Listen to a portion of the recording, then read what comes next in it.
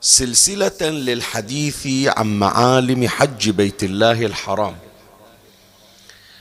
وعن تلك المعالم والمواقع والمحال المشهورة التي يجهل الكثيرون مقاماتها وما لها من الشأن.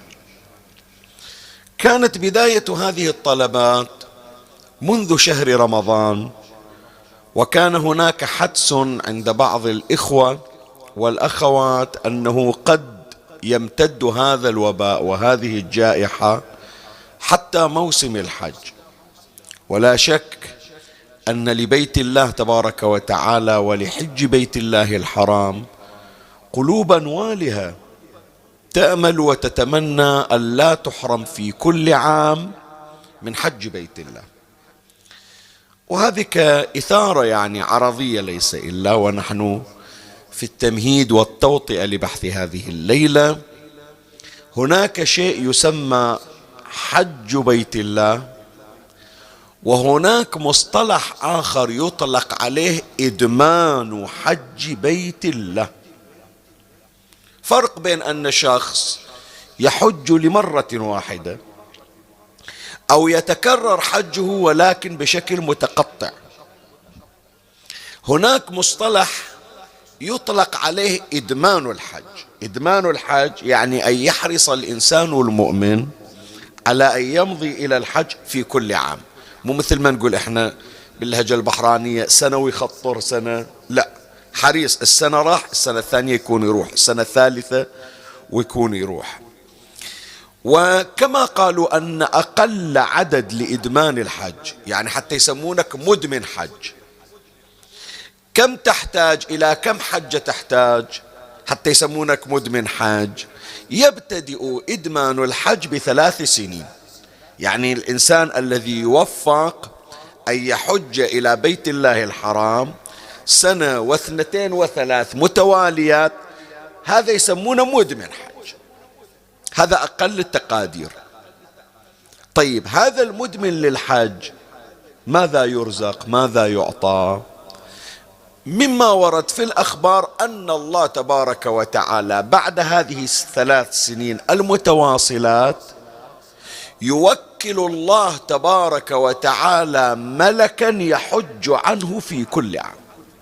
فإن كان في السنة الرابعة متواجدا في الحج فالملك أيضا يحج عنه، وإن لم يوفق في الرابعة أو الخامسة أو في 1 السنوات فإن له ملكا يحج عنه، وذلك من فضل الله تبارك وتعالى. ومعنى ملك يحج عنه شنو يعني؟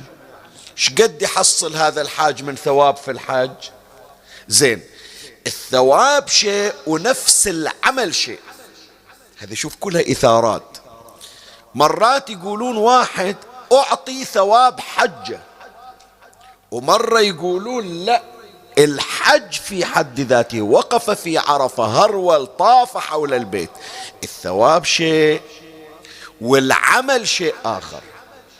فليش الله تبارك وتعالى ما يعطي المدمن على الحج ثواب حج في كل عام؟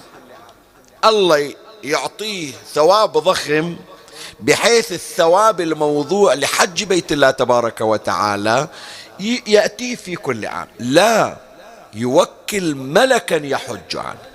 ليش؟ حتى يرزق ثواب الحج ويحسب أنه ممن حج، كأنما وكل شخصا يحج عنه، وهو ذلك الملك الذي وكله الله تبارك وتعالى نيابة عن ذلك الذي حرم من حج ذلك العام.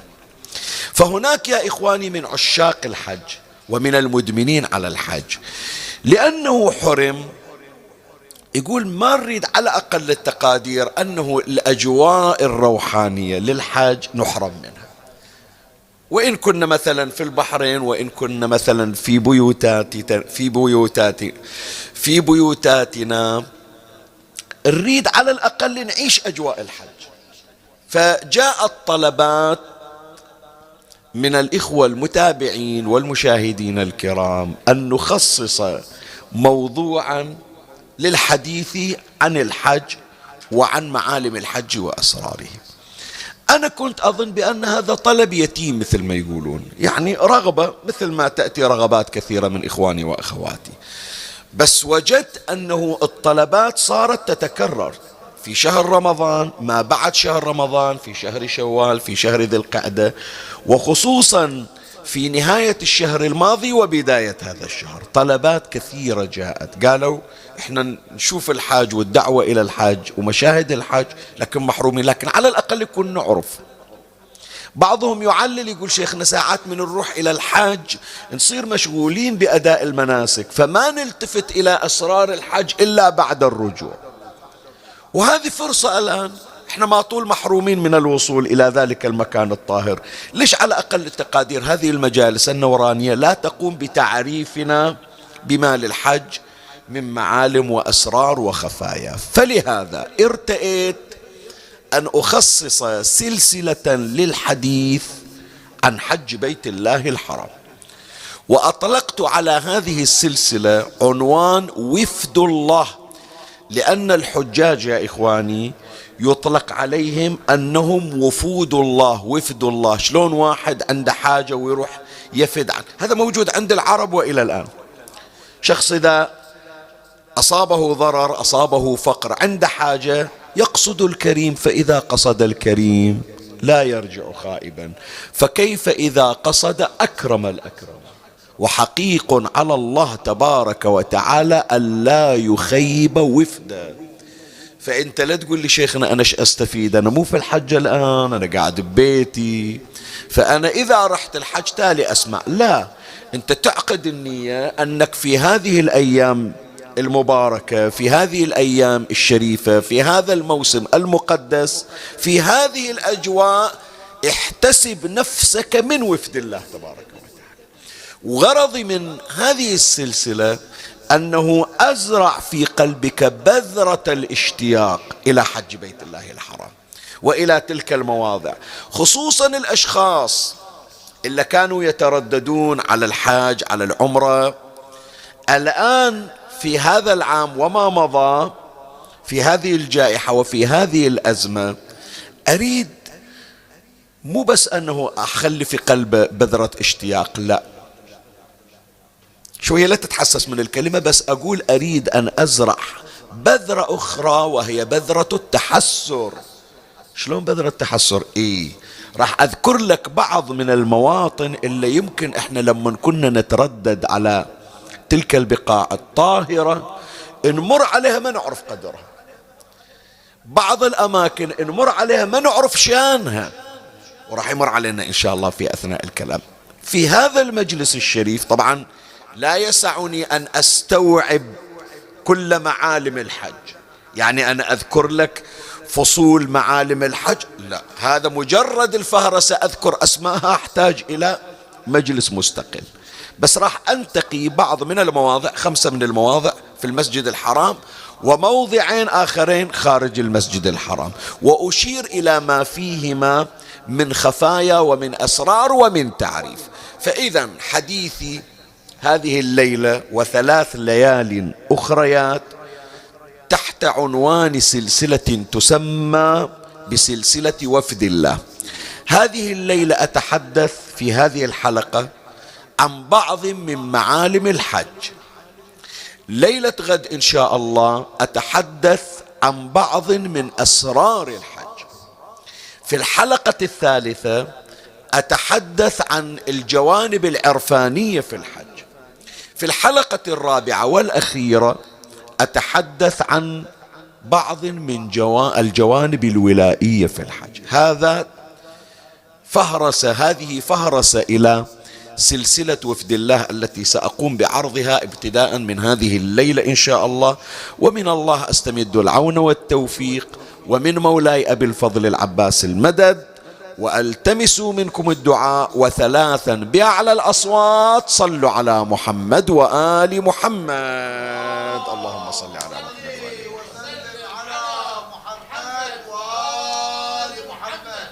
اللهم صل وسلم على محمد وآل محمد. اللهم صل على محمد وآل محمد. فصلان متتابعان في حلقة هذه الليلة أعرض لهما إن شاء الله. أما الفصل الأول فنتحدث عن بعض من معالم المسجد الحرام.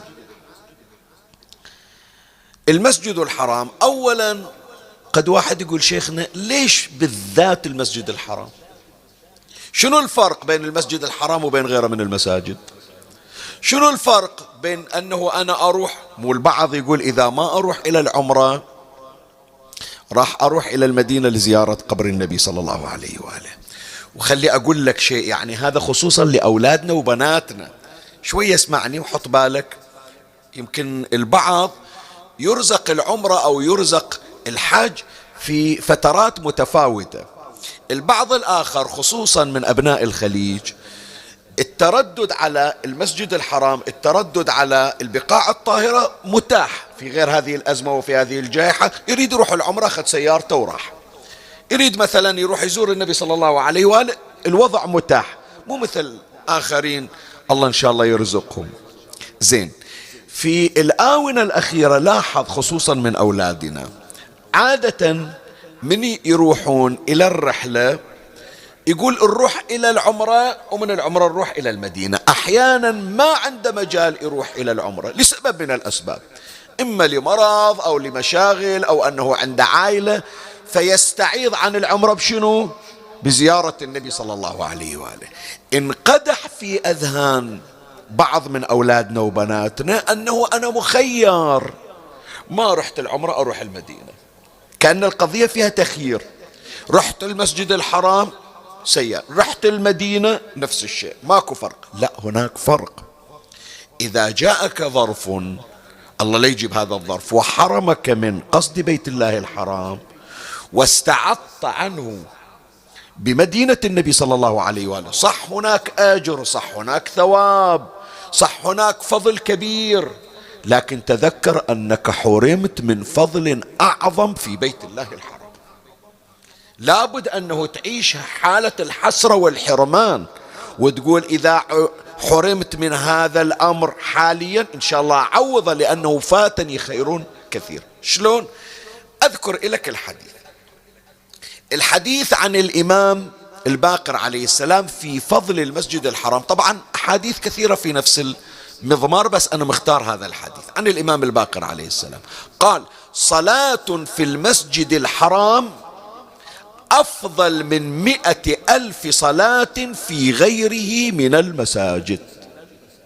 بعض الروايات طبعا اجي تبين توزع الصلاة في المسجد الحرام ب100,000 صلاة، الصلاة في مسجد النبي صلى الله عليه وآله ب10,000 صلاة، الصلاة في مسجد الكوفة في العراق ب1,000 صلاة.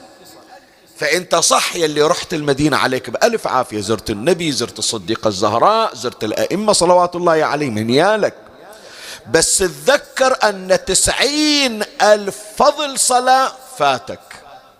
أنت صح حصلت 10,000 صلاة الآن، 10,000 فضل للصلوات.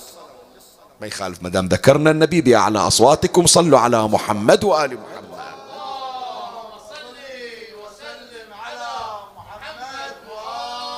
انت زرت النبي صلى الله عليه وآله واجيت الى المسجد النبوي وحصلت على فضل 10,000 صلاة، بس لازم يوم اللي تطلع من المدينة تتذكر تقول صح فرحنا بمجاورة رسول الله صلى الله عليه وآله وبالثواب الذي حصلنا عليه، لكن أنا محروم من خير كان بمقدوري أني أنا أحصل 90,000 فضل، بس جت الظروف حرمتني منه.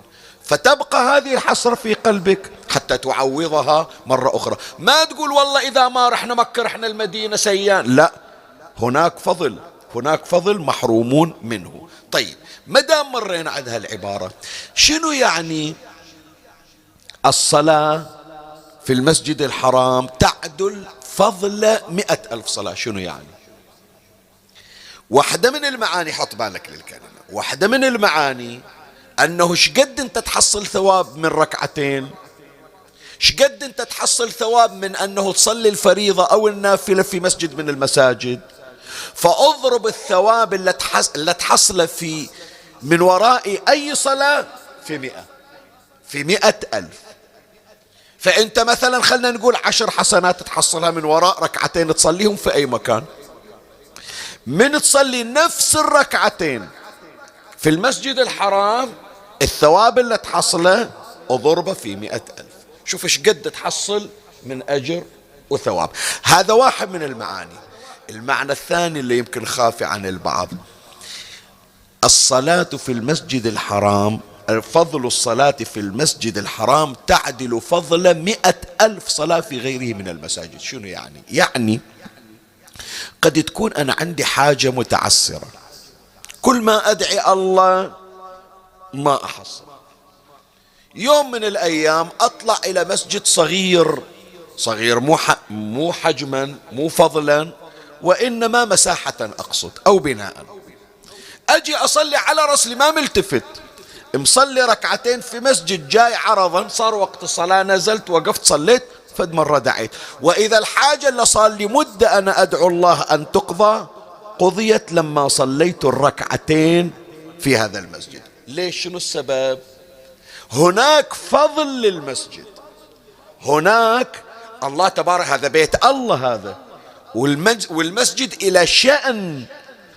في حديث عن أمير المؤمنين سلام الله عليه في وصيته ليلة شهادته يقول: الله الله في بيوت ربكم لا تخلو منكم فإنها إن خلت منكم لم تناظروا.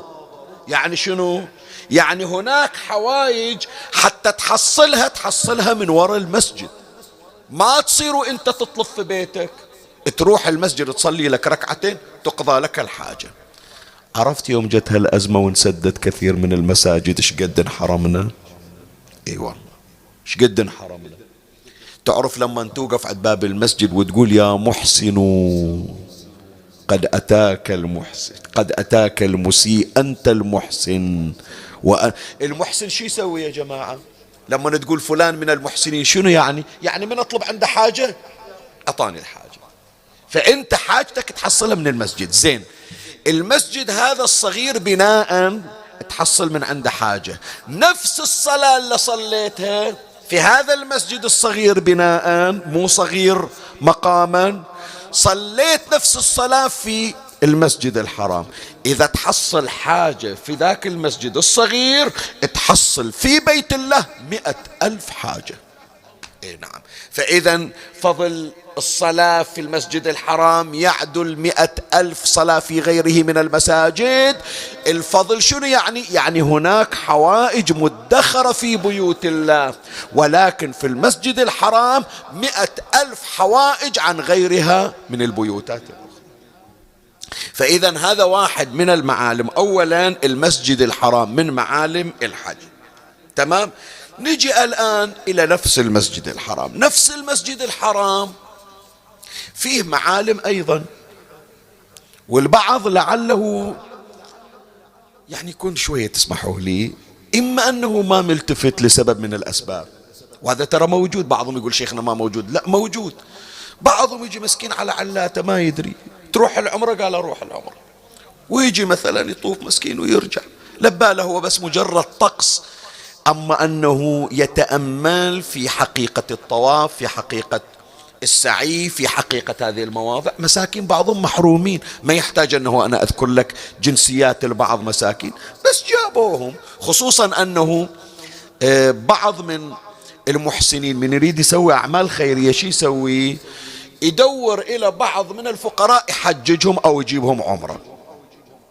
فيختار البعض مثلا، شايف انت كثير من الأفارقة أو كثير من الهنود، يختار مثلا هالقد عدد يجيبهم إلى الحج أو إلى العمرة كعمل خيري.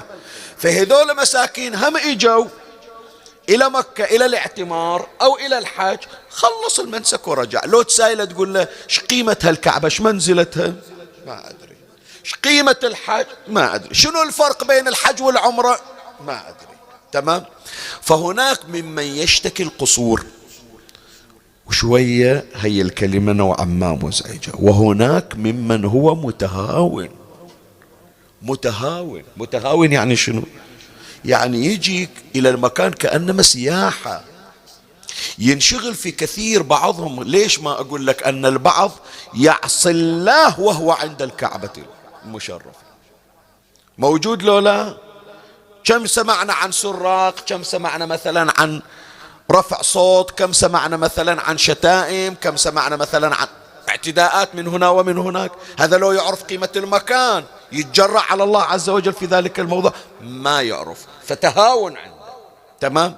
خلنا نشوف ايش موجود في المسجد الحرام من معالم ومن مواضع الآن في هذا البحث المكون الآن من 4 نقاط. راح أذكر لك بعض المواطن اللي احنا نمر عليها ما ملتفتين إلها، أو لعل البعض منا قد تهاون فيها. أول أو ثاني نقطة، طبعا النقطة الأولى المسجد الحرام بيناه، الآن نذكر ما هو موجود في المسجد الحرام. رقم 2، وفي الطليعة طبعا الكعبة المشرفة. الله أكبر. هو مو بس جيت للمسجد الحرام حجي، شوف في المسجد الحرام الكعبة شقد إلها قداسة وشقد تتحصل من وراها. أنا الآن راح أبين لك حتى إن شاء الله من تنفرج هذه الأزمة وترجع إلى بيت الله، الله يرزقنا وإياكم تعلقك بالكعبة يكون غير عن السابق، تمسكك وتشبثك بالكعبة يكون يختلف عما مضى في حياتك. شوف مولاي، اسمعني وفرغ لي قلبك وأعرني سمعك وأقبل علي بكلك. تعرف أنت نفس الاستجارة ببيت الله؟ شيخنا أنا أستجير بالله، إيه، بس مرة تخلي رمز الاستجارة بالله أن تتعلق ببيته. ما سامع أنت يستجير بأستار الكعبة؟ زين، هي شنو قيمة أستار الكعبة؟ لا، القيمة في الكعبة نفسها. الاستجارة ببيت الله تختلف. شلون؟ أنا أبين لك. خلنا نيجي أولا لما قاله إبراهيم الخليل عليه السلام. هذه قطعا أنتم حافظينها وعارفينها، لكن تأمل في الأسرار الخافية. قول الله تبارك وتعالى على لسان إبراهيم الخليل: رب إني أسكنت من ذريتي بواد غير ذي زرع عند بيتك المحرم ربنا ليقيموا الصلاة، تالي فاجعل أفئدة من الناس تهوي إليهم. شوية حط بالك للكلمة، لأن هذا إن شاء الله في الحلقة الرابعة هم راح نرجع إليه. فاجعل أفئدة من الناس تهوي إلى منه؟ إليه لو إليهم؟ في الآية شنو؟ إليهم مو إليه. لو قلنا فاجعل أفئدة من الناس تهوي إليه يعني الناس تهوي إلى بيت الله، بس تهوي إليهم إلا جايين عند البيت الحرام، عند البيت المحرم، بركات البيت المحرم الناس تقصدهم والناس تأتي إليهم. خلي أقرأ لك الآية: رب إني أسكنت من ذريتي بواد غير ذي زرع عند بيتك المحرم ربنا ليقيموا الصلاة فاجعل أفئدة من الناس تهوي إليهم وارزقهم من الثمرات لعلهم يشكرون. واحدة من الآثار أن الله تبارك وتعالى يفتح لك أبواب الرزق إذا تمسكت بالكعبة المشرفة. ولهذا ورد في الحديث: حجوا واعتمروا تصح أبدانكم ويوسع في أرزاقكم. شيخنا أروح أبذل لي مبلغ، هذا المبلغ اللي بذلته حتى تروح عند الكعبة المشرفة، هذا الطواف حول الكعبة يفتح لك أبواب الرزق وأبواب الخير. شلون شيخنا؟ أنا أقول لك الآن. اللي رايحين إلى مكة والما رايحين خلي يقرون. مكة يا جماعة شنو فيها من مقومات الرزق؟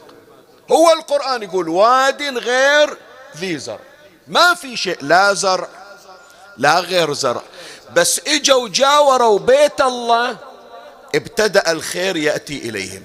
أول بوادر الخير الماء، ماء زمزم، لما صار إسماعيل يحفص برجليه فانبعث الماء وصارت هاجر تزمه، وهذا الماء خيره إلى الآن. هذا أول الخير. بعد لإيلاف قريش إيلافهم رحلة الشتاء والصيف فليعبدوا رب هذا البيت الذي أطعمهم من جوع وآمنهم من خوف. هذول الفقر اللي جايين في مكان صحراوي وجبلي وما بيزرع، تاليها يصيرون من أكابر تجار الجزيرة العربية، ينقلون البضائع من اليمن إلى مكة، من مكة إلى الشام، من الشام إلى مكة، من مكة إلى اليمن. من وين؟ من بركات هذا البيت الشريف. وإلى الآن أنت روح شوف هناك الفنادق العظيمة، التجارات الموجودة، الأثرياء من كل مكان عندهم فروع في نفس مكة. من وين؟ خلي يدورون مكان صحراوي وحطون فيه هاي المؤسسات وهي الفنادق، منو يقصدها؟ لكن هذا من بركات بيت الله. واحدة منها يا إخواني أن بيت الله إذا تعلقت به طمعا للرزق فتح الله لك أبواب الرزق. الثاني، وهذا من الأشياء الجميلة يا أحبائي، أن بيت الله عز وجل حينما تتعلق به لوجود خلاف، ذاك البعيد الله لا يقوله، عندك خلاف ويا أحد، هي عندها خلاف ويا زوجها، الزوج عنده مشكلة ويا زوجته، أصدقاء في خصام، إخوة في انفصال، يجي يتعلق بالكعبة المشرفة طلبا لتوطيد القلوب ولإرجاع العلاقات، الله تبارك وتعالى يرجع المحبة في القلوب، فيجعل أفئدة من الناس تهوي إليهم، علما إلى هذا اللي جاي لبيت الله.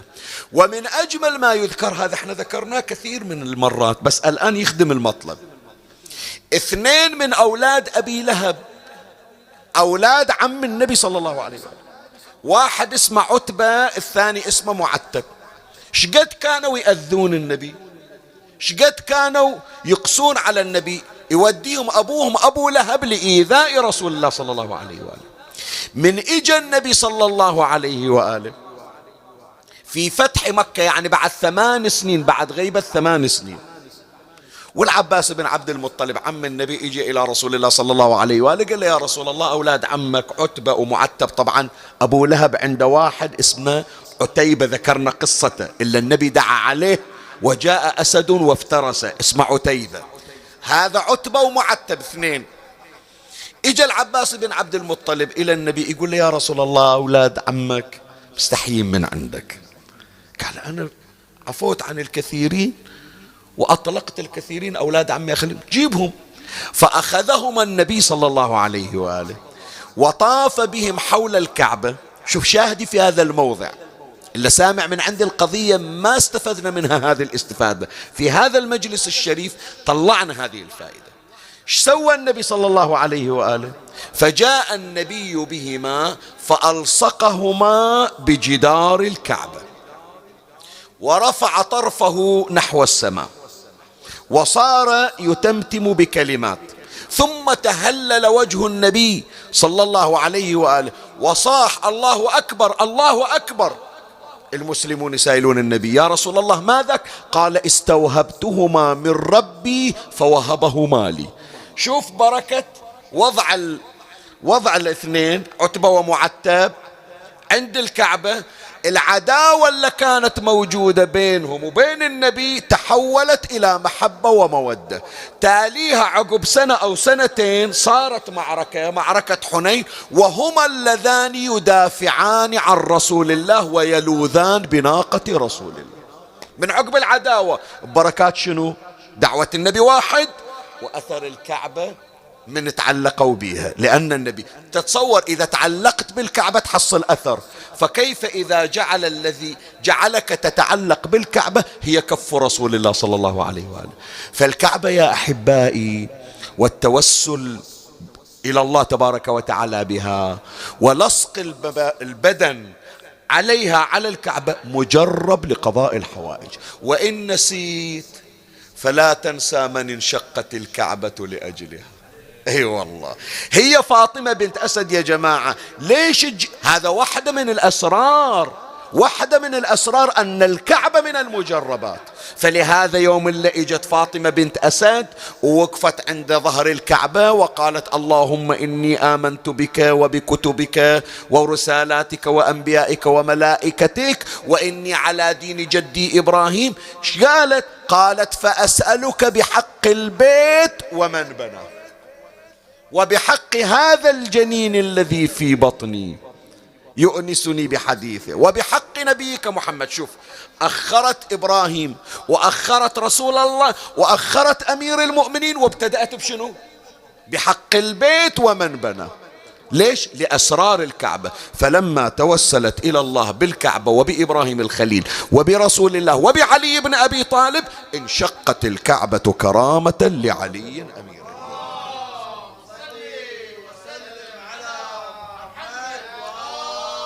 فإن شاء الله يا إخواني من ينفتح الطريق ونرجع إن شاء الله إلى بيت الله، حتى إذا أديتوا المناسك خصصوا إلى نفسكم لحظات تستجيرون إلى الله تبارك وتعالى عند أستار الكعبة.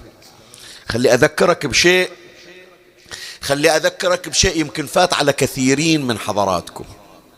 تعرف أنت أول ما تدخل إلى الحرم، من المناسك هذه موجودة، يعني من المستحبات، مو من الواجبات، من المستحبات. إذا دخلت المسجد الحرام أول ما يقع نظرك على الكعبة المشرفة، هذه موجودة عندنا. أول ما يقع نظرك على الكعبة المشرفة هناك دعاء مخصص. شنو الدعاء؟ تحكي ويا الكعبة: الحمد لله الذي عظمك وشرفك. شوف تحكي وياها شلون؟ وكرمك، وإذا سجدت وطلبت حاجتك قضيت الحاجة ببركة النظرة الأولى إلى الكعبة. زين، عندنا إحنا حول الكعبة طواف. الطواف من كم شوط؟ 7 أشواط. الشوط كل شوط له دعاء. هم أيضا الشوط الخامس دعاء خاص للكعبة. الله أكبر. شوف من تقرأ الأدعية الليلة حاولوا تمرون عليها، هم استرجاع إلى الذكريات الجميلة. شوف من تجي الحمد لله الذي جعل محمدا نبيا وعليا إماما وغيرها، تذكر النبي، تذكر علي، وتذكر الكعبة مثل ما تذكر النبي وعلي. فإذا واحد أو رقم 2 من معالم المسجد الحرام أو من معالم الحاج في المسجد الحرام الكعبة المشرفة. خلنا نيجي الآن إلى معلم آخر وهو من أهم المعالم ولا يقل أهمية عن الكعبة، بل هو زينة الكعبة. شنو هو؟ الحجر الأسود. الحجر الأسود الذي قال فيه الإمام الصادق عليه السلام. شوف كثير من عندنا يتهاون فيه. شلون؟ أنا أقول لك شلون يتهاون. إما أنه يقول والله أنا جاي أطوف حول الكعبة، أقعد بس مهنتي أنا أوقف عند الأركان مع هذا الازدحام، ما إلي شغل. البعض الآخر لا، يعرف قيمة الحجر، مو ما يعرف، لكن يشوف الزحمة يقول مو لازم شيخنا أوصل، خو من بعيدة أشر انتهت. وفعلا عندنا روايات أنه إن لم نتمكن أن نستلم الحجر فتشير إليه من البعد يكفي. بس هذا مو على نحو التخيير. اسمعني ايش اقول لك، مو على نحو التخيير، اما ان تستلم الحجر او ان تشير اليه بكيفك، لا، ان تسعى اولا لاستلام الحجر. اذا ما تمكنت تالي ذيك الساعة اشير. لكن لو اقدر اروح، حتى لو انه اتأخر شوية لكن اقدر اوصل. هالمرة ما اشوف تدافع وما في مثلا اساءة او تجيني ضربة من احد او اضرب احد. حاطين سراح، حاطين صاف، صح ياخذ ربع ساعة 3 ساعة لكن اقدر اوصل براحتي. زين، لا، اسعى اليه. تدري ليش؟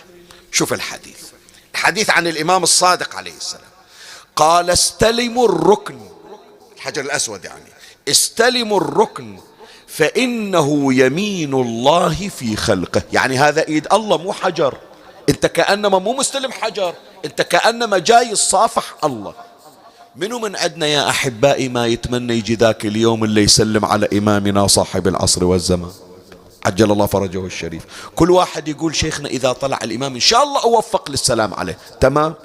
فكيف لو جاءتك فرصة أن تصافح الله تبارك وتعالى؟ طبعا الله ما إلى يد، الله تبارك وتعالى لا يكيف بكيف ولا يؤين بأين، مو تمام؟ هكذا هي اعتقاداتنا. لكن عوض عن يد الله، يد الله في الأرض شنو هي؟ الحجر الأسود. هذا الإمام سلام الله عليه يقول: استلموا الركن فإنه يمين الله في خلقه يصافح بها خلقه، يعني الله ما عنده ايد لكن خلى الحجر رمز الى يد الله، يصافح بها خلقه مصافحة العبد او الدخيل، ويشهد لمن استلمه بالموافاة. تتذكرون احنا اذا جينا عند الحجر شنو الدعاء اللي نقرأ؟ امانتي اديتها وميثاقي تعاهدته لتشهد لي بالموافاة. اللهم إيمانا بكتابك وتصديقا بسنة نبيك آمنت بالله وكفرت بالجبت والطاغوت واللات والعزى وعبادة كل ند يدعى من دون الله. مو تمام؟ هذا الحجر غير انت قريت الدعاء يوم القيامة يوقف الحجر يقول يا رب هذا صافحني واعتقد اعتقاد صحيح، اقبل شفاعتي فيه، تدخل الجنة ببركة هذا الدعاء. إلا البعض يمكن يقصر فيه. لا، وأزيدك بعد حتى أتجاوز هذه النقطة. يمكن احنا كثير من عندنا يتهاون في مقام هذا الحجر، بس تدري هذا الحجر ترى صديق مميز. شلون؟ أنا أقول لك، صديقك اللي تحبه يمكن يجي يوم يمل من عندك، بس تلقى لك صديق يحبك بحيث من يشوفك جاي هو يقصدك ويتعنى لك، تقول له أنا جاي لك أريد أزورك، وإذا تشوفه واقف في الحر ينتظرك برا. شلون؟ قال من زود شوقي إلك. الحجر الأسود هكذا يا أحبائي، أنت غير تتعنى إليه لكن اشتياقه إليك أكثر من اشتياقك إليه، وخصوصا إذا زاد اعتقادك. فلهذا شوف أهل البيت إذا جاءوا لاستلام الحجر، هو يجي رسول الله صلى الله عليه وآله يأتي للحجر فكأنما الحجر يريد أن ينقلع من مكانه فرحا برسول الله. من إجا الإمام زين العابدين، تتذكرون قضية الفرزدق ويا الإمام زين العابدين عليه السلام؟ زين الفرزدق أشار إلى الحادثة، احنا نقرأ البيت ونحفظه لكن ما نتأمل في السر الموجود. يكاد يمسكه عرفان راحته ركن الحطيم إذا ما جاء يستلم. يعني الإمام جاي يريد يستلم الحجر، كان الحجر يقول له سيدي مو أنت تجيني، أنا أطلع من مكاني وأجي. فأنت إذا أخلصت لله تبارك وتعالى وزاد ولاؤك لأهل البيت واعتقدت بأسرار هذا الحجر، الحجر هو يقبل عليك كما تقبل عليه، فهو نعم الصديق. فلهذا أوصونا به أهل البيت سلام الله عليهم. هذا اثنين. ثلاثة، عندنا مكان أيضا. الآن كم مكان احنا ذكرنا الكعبة وذكرنا الحجر الأسود، الآن رقم ثلاثة وين؟ يسمونه قبل لا نوصل للركن اليماني، عندنا مكان يسمونه الملتزم، وتسميات أخرى يسمونها الحطيم.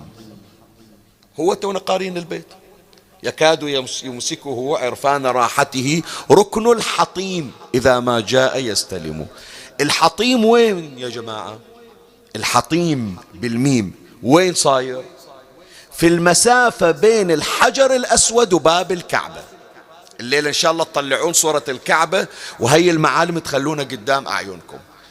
شوف المسافة من الحجر الأسود إلى باب الكعبة، هذا المقدار أتصور ما أدري 3 متر مترين تقريبا، يسمونه إما الحطيم أو الملتزم. خلي أقرأ لك أولا الرواية عن الإمام الصادق عليه السلام. الإمام يقول له واحد جاي سائله، يقول له سيدي عرفنا المسجد الحرام الصلاة فيه تعدل 100,000 صلاة، بس في المسجد الحرام وين أصلي؟ أحسن مكان أصلي فيه وين؟ وراء الكعبة، قدام الكعبة، عند مقام إبراهيم، عند حجر إسماعيل، أي مكان. فشوف الإمام الصادق عليه السلام يخبر هذا السائل عن أفضل مكان في المسجد الحرام. قال إن تهيأ لك أن تصلي صلاتك كلها الفرائض وغيرها عند الحطيم فافعل، فإنه أفضل بقعة على وجه الأرض. مو أفضل بقعة في المسجد الحرام، على وجه الأرض قاطبة. شلون؟ خلي أعيد لك. إن تهيأ لك أن تصلي صلاتك كلها الفرائض وغيرها عند الحطيم فافعل، فإنه أفضل بقعة على وجه الأرض، والحطيم يحدد الإمام موضعه، والحطيم ما بين باب البيت والحجر الأسود، وهو الموضع الذي تاب الله فيه على آدم. ليش سموه حطيم؟ قالوا لأن الذنوب تتحطم عنده، هالمكان هذا اللي تشوفه الذنوب تتحطم عنده. فلهذا أول ما إجا روايات، خلي أجيب لك مضمونها، أول ما نزل آدم من السماء نزل على جبل الصفا، حواء نزلت على جبل المروة. ثم بعد أن قضى آدم مناسكه شايل بقلبه يقول أنا ايش سويت بنفسي، الله غضبان علي، طلعني من الجنة، صرت الآن إلى هذا المكان. فجبرائيل يقول له يا آدم تريد الله يتوب عليك؟ قال إيه؟ قال تعال أوديك إلى مكان إذا استجرت به وعرضت ذنوبك غفر الله لك الذنوب. فجاء بعد هذا المكان اللي اسمه الحطيم الملتزم. ليش؟ لأنه التزمه آدم فتحطمت الذنوب عنده. طبعا ما أذنب ولا عصى ربه، وهذا احنا ذكرناه في مظانه، لكن قربه الله تبارك وتعالى في هذا المكان. طيب بأي شيء دعا؟ قال اللهم إني أسألك بحق محمد وآل محمد الأطهار إلا ما غفرت لي ذنبي، فغفر الله لآدم وتاب عليه باسم محمد وآل محمد.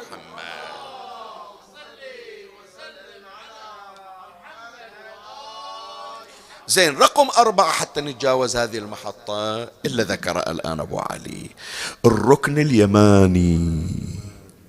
وهذا عاد اسمح لي أقول لك بس الركن المظلوم، الركن المظلوم، لأن كثيرين لا يعرفون قدره ولا شانه. حتى من يجون، شوف حتى أولادنا من يروحون يشوفون أكثر التدافع والازدحام على أي ركن؟ الحجر الأسود. مو معنى هذا ماكو جماعة تستلم الركن اليماني، بس جماعة أقل. فمن يشوفون جماعة أقل يقول لا خلي عيني دائما على الحجر الأسود. ما يعرفون الأسرار الموجودة في الركن اليماني. الآن خلي أذكر لك شيء من الروايات تستغرب، تقول أنا وين مضيع هالمكان، شقد مريت عليه وما التفت. حط بالك للروايات. أول رواية عن رسول الله صلى الله عليه وآله، اسمع شوية الرواية غريبة يعني بس تعرفنا بهذا المقام أكثر. قال رسول الله صلى الله عليه وآله ما أتيت الركن اليماني إلا وجدت جبرائيل عليه السلام سبقني إليه يلتزم. يقول عادة جبرائيل دائما يتأخر، هو مثل الخادم ما يتقدم علي إلا في مكان واحد، وين؟ عند الركن اليماني، يسبقني طمعا في فضل ذلك الركن. زين، هذا واحد. الإمام الصادق عليه السلام يقول فإنه ليس من عبد مؤمن يقر لربه بذنوبه في هذا المكان إلا غفر الله له إن شاء الله. شنو عندك من ذنب؟ أوقف عند الركن اليماني، اذكر ذنوبك، شنو ما كان عندك من ذنب يغفرها الله تبارك وتعالى لك لحرمة هذا الركن ولمقامه. بعد أجمل الروايات إلا الآن تخليكم تشتاقون تقولون إن شاء الله بس نروح إلى المسجد الحرام نعوض كل المرات اللي رحناها عند الركن اليماني. الرواية أيضا عن الإمام الصادق عليه السلام قال إن الله عز وجل وكل بالركن اليماني ملكا هجيرا يؤمن على دعائكم. هذا ملك واقف عند الركن. قد أنا مثلا عندي ذنب، الذنب هذا ما يوصل إلا الله من أدعو أن يغفره لي ذنوبي، غير يقول أمير المؤمنين سلام الله عليه اللهم اغفر لي الذنوب التي تحبس الدعاء. فأنا عندي ذنوب وهذه الذنوب ما تقضي الحوائج، ما تخلي هذه الذنوب الدعاء يوصل لله. الله عز وجل جاب ملك عند هذا الركن يقول أنت بس ادعوه أنا لا أنقلها إلى الله عز وجل، والله تبارك وتعالى يقضي حاجتك ببركة دعائي لك وتأميني عليك. تعرف أنه في بعض الروايات أن الركن اليماني له باب في الجنة مفتوح لم يغلق أبدا. هذا الركن اليماني باب في الجنة لا يغلق أبدا. أبواب الجنة مسددة، اللي يجي أول عنده صك دق الباب يلا يدخلونه، إلا هذا الباب باب الركن اليماني مفتوح لكل من استلمه. يعني الذي يوفقه الله تبارك وتعالى ويموت على الهداية والإيمان يجي يدخل من هذا الباب، لأنه كان يستلم الركن اليماني لما كان يطوف بالكعبة. فهذه مجموعة من معالم المسجد الحرام. هذا في الفصل الأول قمنا باستعراضها. الآن فيما تبقى عندنا من دقائق، يعني 10 دقائق نختم حديثنا. في الفصل الثاني نتكلم عن بعض من معالم المشاعر المقدسة. أنا كنت أتمنى أنه أتوسع فيها أكثر، بس قلت لك يعني الوقت ضيق عندنا والليالي محدودة، فأنا أكتفي بذكر موضعين. الموضع الأول عرفة، والموضع الثاني منى.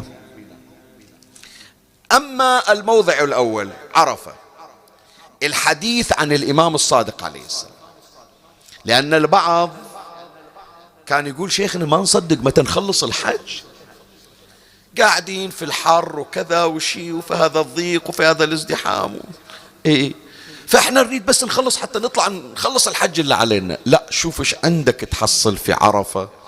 ما أدري البعض، وهنيئا للموفقين الذين التفتوا إليه. الإمام الصادق عليه السلام يقول: ليش سموا عرفة عرفة؟ إن جبرائيل عليه السلام أخرج إبراهيم صلوات الله عليه يوم عرفة.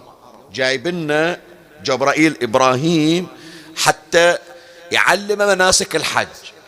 فيوم إجا يوم عرفة في أرض عرفة، أخرج إبراهيم صلوات الله عليه يوم عرفة، فلما زالت الشمس قال له جبرائيل عليه السلام: يا إبراهيم اعترف بذنبك واعرف مناسكك. فسميت عرفات لقول جبرائيل: اعترف فاعترف. تدري عندنا من ضمن المستحبات اللي كثير يمكن ما ملتفتين، خلي وين الحجاج اللي يسمعوني، خلي أوديهم الآن أرجع شريط الذكريات إلى الوراء اللي راحوا الحج. مناسك يوم عرفة، الأعمال يوم عرفة اللي نسويها شنو؟ يتذكرون الناس دعاء الإمام الحسين عليه السلام في يوم عرفة، يتذكرون الناس صلاة جعفر الطيار، يتذكرون طبعا الوقوف بعرفة، تمام، يتذكرون زيارة الإمام الحسين عليه السلام. بعد ايش تتذكر؟ يقول شيخنا هذا اللي أتذكره. ونطلع قبيل المغرب حتى نتوجه إلى المشعر الحرام إلى مزدلفة. تمام. هناك عمل مستحب، من أجل هذا العمل سمي هذا المكان بعرفة.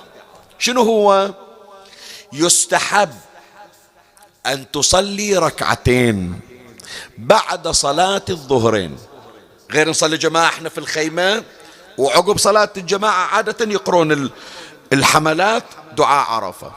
بعد صلاة الظهرين يستحب لك أن تخرج في الشمس وتصلي ركعتين وتعترف لله تبارك وتعالى بكل ذنب أذنبته. أنا أذكر لما كنا موفقين للحاج، أذكرهم إلى الآن إخواني وأصدقائي الله يذكرهم بالخير وهنيئا لهم وقضى الله حوائجهم. شيخنا مولاي الكريم أسولف لك، قبل لا يطلعون إلى عرفة محضر إلى ورقة ويتذكر الذنوب اللي سواها من وقت التكليف إلى هذا الوقت، يكتبها في ورقة، يقول أخاف أنسى ذنب، وهذه فرصة إذا اعترفت لله تبارك وتعالى بالذنوب الله يغفرها إلي، فيسجلها في ورقة. وكنا نوصيهم في الإرشاد الديني، فمن يجي يصلي الركعتين في القنوت هذه الورقة وهو قانت: يا رب اغفر لي هذا الذنب، اغفر لي هذا الذنب، اغفر لي هذا الذنب.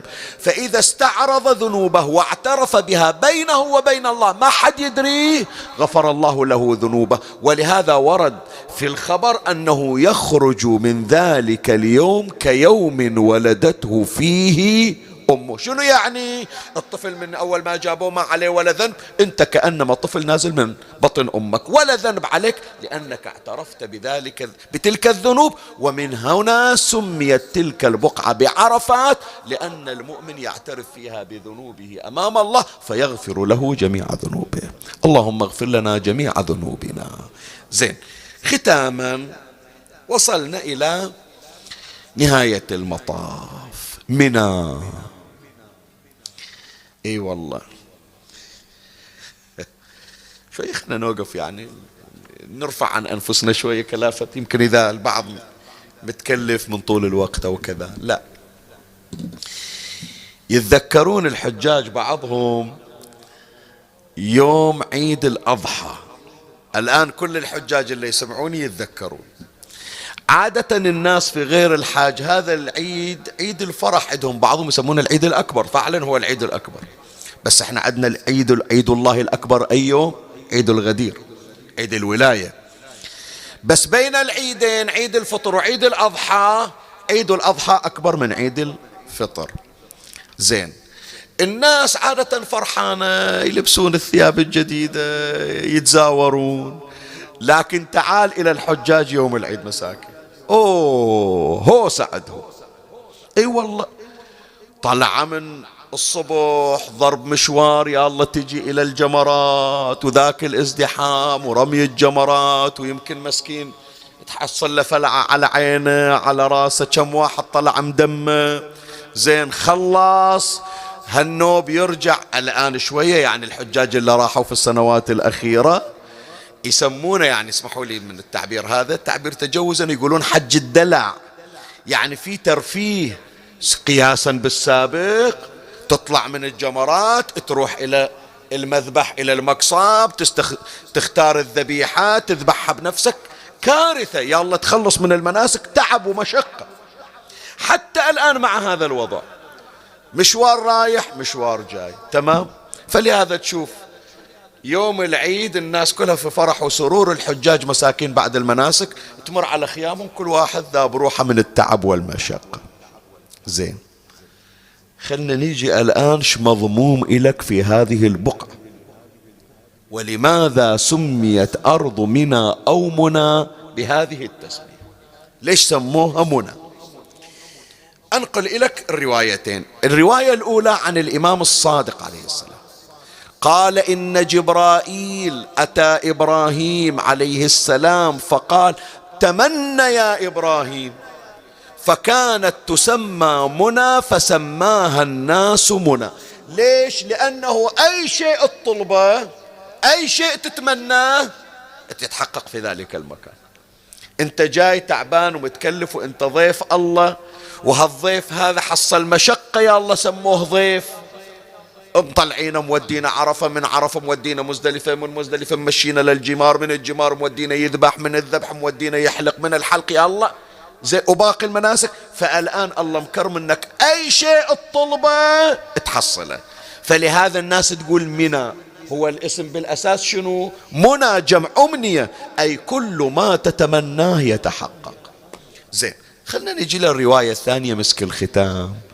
إبراهيم جبرائيل يقول له تمنى إلا تريده اطلبه ويتحقق. خلنا نشوف إبراهيم شو تمنى. إبراهيم الخليل شنو كانت أمنيته؟ الرواية عن الإمام الرضا عليه السلام قال إن جبرائيل أو أن جبرائيل قال تمنى على ربك ما شئت، إلا تريد، إلا تريد، شو تريد أنت تحصله، تمنى على ربك ما شئت. شوف أمنية إبراهيم. فتمنى إبراهيم في نفسه أن يجعل الله مكان ابنه إسماعيل كبشا يأمره بذبحه فداء له. الله عطاه، قلب له بدال إسماعيل، باعد إسماعيل وجاب محل الكبش. ليش؟ ليش؟ لأنه جاء أمر إلى إبراهيم عليه السلام أن يذبح إسماعيل، فلما بلغ معه السعي قال إني أرى في المنام أني أذبحك.